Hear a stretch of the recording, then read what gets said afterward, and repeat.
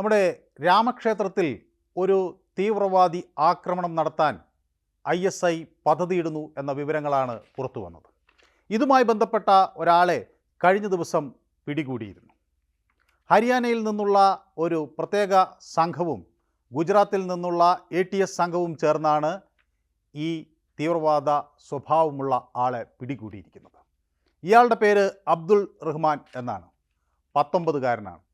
ഇയാൾ ഫൈസാബാദിൽ ഒരു ഇറച്ചി വിൽപ്പനക്കാരനാണ്. ചില സമയത്ത് ഓട്ടോ ഓടിക്കും. ഇയാളെ ഈ ഹരിയാനയിൽ നിന്നുള്ള സ്പെഷ്യൽ ടാസ്ക് ഫോഴ്സും അതുപോലെ ഗുജറാത്തിൽ നിന്നുള്ള ATS സംഘവും സംയുക്തമായി ചേർന്ന് കണ്ടെത്തി പിടികൂടുകയായിരുന്നു.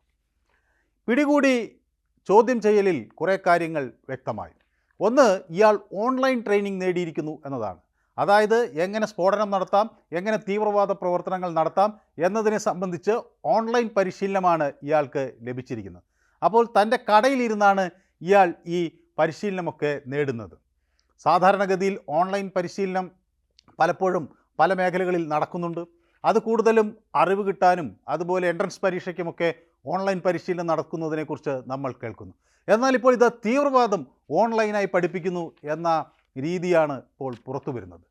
അപ്പോൾ ഇയാളെ കൂടുതൽ ചോദ്യം ചെയ്തപ്പോൾ ഇതുപോലെ ഒട്ടനവധി ആളുകൾക്ക്, ഈ തീവ്രവാദ ബന്ധമുള്ള ആളുകൾക്ക് ഓൺലൈൻ ട്രെയിനിങ് ലഭിച്ചിട്ടുണ്ട് എന്ന വിവരങ്ങൾ കൂടി പുറത്തു വരികയാണ്. ഈ അബ്ദുറഹ്മാൻ ഫൈസാബാദ് സ്വദേശിയാണ്. UP-യിലെ മിൽക്കിപ്പൂരിൽ നിന്നാണ് ഇയാൾ വരുന്നത്. അവിടെയാണ് ഇയാളുടെ വീടും കടയും ഒക്കെ ഉള്ളത്. ചില സമയത്ത് ഇയാൾ ഓട്ടോ ഓടിക്കുന്നു. ഇയാളോട് ഈ അയോധ്യയിലേക്ക് പോകാൻ ആവശ്യപ്പെട്ടിരുന്നു. നേരത്തെ ക്ഷേത്രമൊക്കെ ഇയാൾ പരിശോധിച്ച് മനസ്സിലാക്കിയിട്ടുണ്ട് എന്ന വിവരങ്ങൾ വരുന്നു. അയോധ്യ മാത്രമല്ല, മറ്റ് പല ക്ഷേത്രങ്ങളും ഇയാൾ പരിശോധിച്ചിട്ടുണ്ട് എന്ന വിവരങ്ങളും ഇപ്പോൾ അന്വേഷണ സംഘത്തിന് ലഭിച്ചിട്ടുണ്ട്. ഇയാൾ വെറും ഒരു 10ാം ക്ലാസ് വിദ്യാഭ്യാസം മാത്രമുള്ള ആളാണ്. താനൊരു മർക്കസിലേക്ക് പോകുന്നു എന്ന് വീട്ടുകാരോട് പറഞ്ഞാണ് ഇയാൾ ഈ രാമക്ഷേത്രത്തിന് സമീപത്തേക്ക് നീങ്ങിയത്. ട്രെയിനിൽ അങ്ങോട്ട് യാത്ര ചെയ്തു. അവിടെ വെച്ച് ഇയാൾ പിടിയിലാവുകയാണ്. ഇയാളുടെ കയ്യിൽ നിന്ന് 2 ഗ്രനേഡുകൾ ലഭിച്ചു. ഇയാൾക്ക് എങ്ങനെ ഈ ഗ്രനേഡ് കിട്ടി എന്നതിനെ സംബന്ധിച്ചുള്ള അന്വേഷണം ഇപ്പോൾ വഴിമുട്ടി നിൽക്കുകയാണ്. കാരണം ആരാണ് ഈ ഗ്രനേഡ് ഇയാൾക്ക് കൊടുത്തത് എന്ന് വ്യക്തമല്ല. ഈ പ്രതിക്കും അറിയില്ല ആരാണ് തനിക്ക് ഗ്രനേഡ് കൊണ്ടു തന്നതെന്ന്. ഒരു പ്രത്യേക സ്ഥലത്തെത്തുമ്പോൾ ഗ്രനേഡ് എത്തിക്കാനുള്ള നിർദ്ദേശം ലഭിച്ചയാൾ അത് ഇയാളെ ഏൽപ്പിക്കുകയാണ്.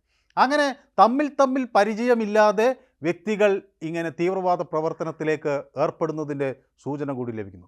ഓൺലൈനിൽ വളരെ വിശദമായ പരിശീലനം ലഭിച്ചു എന്നാണ് ഇയാൾ പറയുന്നത്. അപ്പോൾ 10ാം ക്ലാസ് വിദ്യാഭ്യാസം മാത്രമുള്ള ഒരാൾക്ക് ഓൺലൈൻ വഴി ബോംബുണ്ടാക്കാനും അല്ലെങ്കിൽ ബോംബ് സ്ഫോടനം നടത്താനും ഒക്കെയുള്ള പരിശീലനം വളരെ എളുപ്പത്തിൽ നൽകാൻ കഴിയുന്നു എന്ന ഞെട്ടിക്കുന്ന വിവരങ്ങൾ കൂടിയാണ് പുറത്തു വരുന്നത്. വെറും 19 വയസ്സുള്ള ഈ യുവാവ് എങ്ങനെ ഇതിൽ ആകർഷനായി എന്ന ചോദ്യം ഉയരുകയാണ്.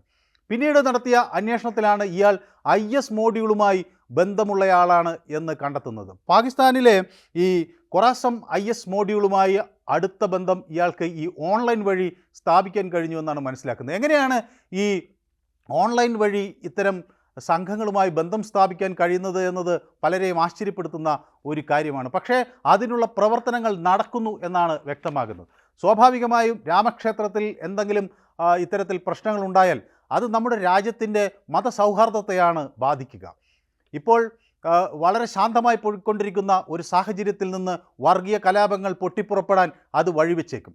ഇത് വളരെ വ്യക്തമായി മുന്നിൽ കണ്ടുകൊണ്ടാണ് അത്തരമൊരു സാഹചര്യം ഒരുക്കണം എന്ന് ആഗ്രഹിച്ചുകൊണ്ടാണ് ഈ രാമക്ഷേത്രത്തിന് നേരെ ആക്രമണം നടക്കുന്നത് എന്ന കാര്യത്തിലും തർക്കമില്ല. അതിനുവേണ്ടി ഉപയോഗിക്കുന്നതാകട്ടെ ഇങ്ങനെ 18ഉം 19ഉം വയസ്സായ യുവാക്കളെയാണ്.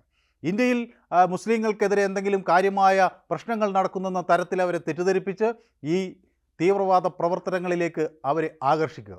പിന്നീട് നമ്മുടെ തന്നെ പൗരന്മാരെ കൊലപ്പെടുത്തുന്നതിന് വേണ്ടി സ്ഫോടനങ്ങൾ നടത്താനായി നിയോഗിക്കുക. അപ്പോൾ ഇന്ത്യയിലെ യുവാക്കളെ തന്നെ ഇന്ത്യക്കെതിരെ തിരിക്കുക എന്ന നീക്കമാണ് അവിടെ നടന്നത്. പക്ഷേ ഇതിനെ സംബന്ധിച്ചുള്ള വ്യക്തമായ വിവരങ്ങൾ ലഭിക്കുകയും അതോടനുബന്ധിച്ച് സുരക്ഷാ സേനകൾ ഇയാളെ വളയുകയും പിടികൂടുകയും ചെയ്തിരിക്കുന്നു. ഒരു വലിയ ദുരന്തം ഒഴിവായി എന്ന് നമുക്ക് പറയാൻ കഴിയും. സേനകളുടെ കൃത്യമായ ഇടപെടലുകൾ കൊണ്ട് ഒരു വലിയ ദുരന്തമാണ് ഒഴിവായിട്ടുള്ളത്. അല്ലാത്ത പക്ഷം ഭാരതത്തെ നടുക്കുന്ന വാർത്തകൾ പുറത്തു വന്നേൻ. ഏതായാലും ഇങ്ങനെ യുവാക്കളെ ഈ തീവ്രവാദത്തിലേക്ക് ആകർഷിക്കുമ്പോൾ രാജ്യം ജാഗ്രത പാലിക്കേണ്ടതുണ്ട്. നമ്മുടെ മതസൗഹാർദ്ദ സമാധാന അന്തരീക്ഷത്തെ സംരക്ഷിക്കാൻ പ്രതിജ്ഞാബദ്ധരാകേണ്ടതുണ്ട്.